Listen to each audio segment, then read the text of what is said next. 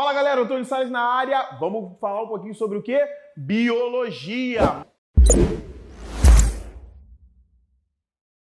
Mais uma vez, vindo dar uma aula para vocês, com todo carinho, com todo respeito. E certo que você vai prestar muita atenção, vai ser focado, vai entender bem aquilo que a gente vai falar hoje. Qual é o tema de hoje, Antônio? Transportes membranosos, isso aí, vamos falar de membrana plasmática, vamos falar de estrutura celular, vamos falar de vários movimentos que fazem na membrana, isso aí, movimento, pense em movimento, vai lá comigo, é disso que nós vamos falar. Vamos falar de movimentos celulares, mas para falar sobre movimentos celulares, transportes membranosos, você precisa entender um pouquinho sobre a estrutura da membrana. Falou de membrana plasmática, a gente precisa entender qual é a sua principal função. A principal função da membrana é a permeabilidade seletiva, ou seja, a capacidade que a membrana tem em selecionar substâncias que vão passar pela sua estrutura. Então, a membrana ela seleciona substâncias que podem passar pela sua estrutura. Algumas ficam retidas, algumas são transportadas. Essas estruturas elas vão ser selecionadas a partir dos processos de transporte que nós vamos estudar hoje. Essa membrana ela pode ser envolta por uma estrutura chamada de parede celular. A parede celular ela está presente em 4 dos 5 reinos de seres vivos. É isso mesmo. Nos protistas, nós temos uma parede celular feita de sílica. Nos fungos, nós temos uma parede celular feita de quitina. Nas bactérias, no reino Monera, nós temos uma parede celular feita de peptidoglicano. E nas plantas, a principal parede celular que nós conhecemos, temos uma parede celular feita de quê? Celulose. Então lembre sempre, das plantas, a parede celular ela é feita de celulose. E também temos uma estrutura que não é uma parede celular, é um complemento da membrana, que normalmente a gente chama de envoltório, mas na verdade é um complemento da membrana, que é o glicocálice, que também é feito a partir de glicoproteínas, sempre importante frisar. Glicoproteínas, microtúbulos, entre outras estruturas, e está presente exclusivamente na célula animal. Sempre lembrando disso. Parede celular com celulose, célula vegetal. Glicocálice, célula animal, formado a partir de glicoproteínas. Mas, Antônio, como é formada a estrutura da membrana? Para poder conseguir realizar o processo de permeabilidade seletiva. Quando se fala em estrutura membranosa, você precisa entender que ela é uma bicamada, é isso mesmo, ela é uma bicamada lipoproteica. Ou seja, bicamada lipoproteica porque ela é formada de lipídios e proteínas. As proteínas que existem dentro da membrana são chamadas de proteínas integrais ou periféricas. Integrais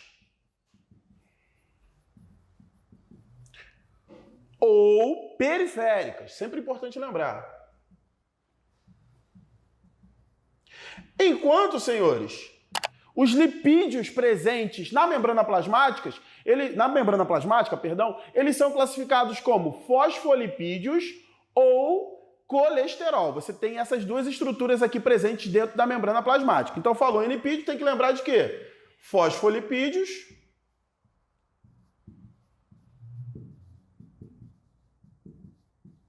ou colesterol.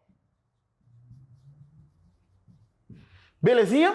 Então, a gente fez um tutorial membrana plasmática. Entendeu como é que ela funciona, como é a sua estrutura e qual é a sua principal função. Levando isso em conta, já fica muito mais fácil de entender quais são os transportes membranosos. Lembra que eu falei no início? A membrana plasmática ela permite a entrada e a saída de substâncias por ela. Ela seleciona as substâncias que vão entrar e vão sair. E é isso que nós chamamos de permeabilidade seletiva. O transporte da membrana plasmática ele pode ser feito basicamente de duas formas. Existe uma terceira forma, que é o de macromoléculas, mas que nós vamos falar nas próximas aulas. Hoje eu queria focar nas principais formas de transporte que a membrana plasmática faz. Quais são as principais formas de transporte que a membrana plasmática realiza? O transporte ativo, que é chamado assim porque nele eu tenho gasto de energia, ou seja, eu vou gastar energia para fazer esse tipo de processo. E por que eu vou gastar energia para fazer esse tipo de processo, Antônio? Porque ele sempre vai acontecer contra o gradiente de concentração. O que é isso, Antônio? É da onde tem menos para onde tem mais. Esse é o fluxo do transporte ativo, da onde tem menos para onde tem mais. Qual é o objetivo desse tipo de transporte, Antônio? É a manutenção das diferenças, ou seja, aquele que tem menos continua com menos e aquele que tem mais continua com mais. Então eu continuo mantendo as concentrações. As concentrações não vão ter variações muito grandes. É quando você tenta entrar no metrôzão lotadão.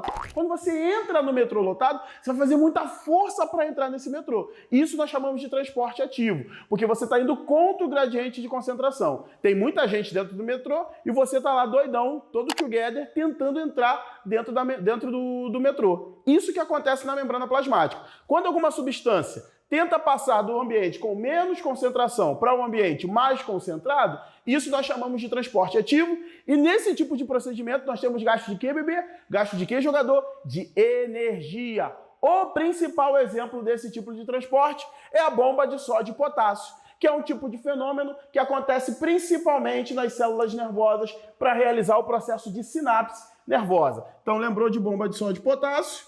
Sinapse nervosa. Belezinha até aqui?